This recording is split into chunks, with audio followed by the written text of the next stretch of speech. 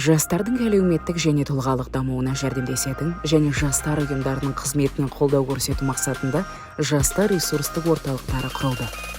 Орталықтар ақпараттық және консультациялық сүйемелдеу, өмірлік маңызды дағдыларға үйрету, жастар бастамаларын қолдау және жастардың қажеттілігі негізінде жобалар мен бағдарламаларды іске асыру арқылы жастармен тікелей жұмыс істейді.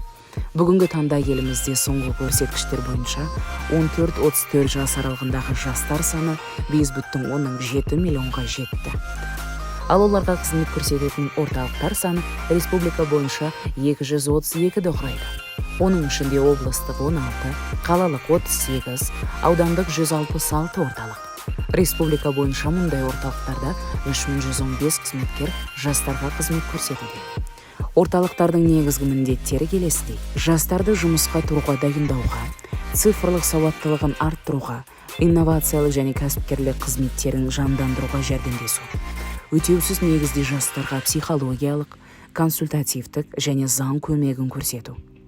Жастар арасында волонтерлік қызметті дамыту, жас отбасылармен жұмыс жасау және жастарға отбасы өміріне дайындалуға жәрдемдесу. Жастар ұйымдарын, қозғалыстарын және жастардың өзін-өзі басқару органдарын дамытуға қолдау көрсету. Өз аймағыңыздағы жастар ресурстық орталығы жайлы ақпаратты www.eljastары.kz порталынан және Telegram қосымшасындағы Жастар Лайв ботынан таба аласыздар. Сіздің дамуыңызға септігін тигізетін мүмкіндіктер мен қызметтер түрін тиімді пайдаланып, өз болашағыңыздың негізін қалаңыз.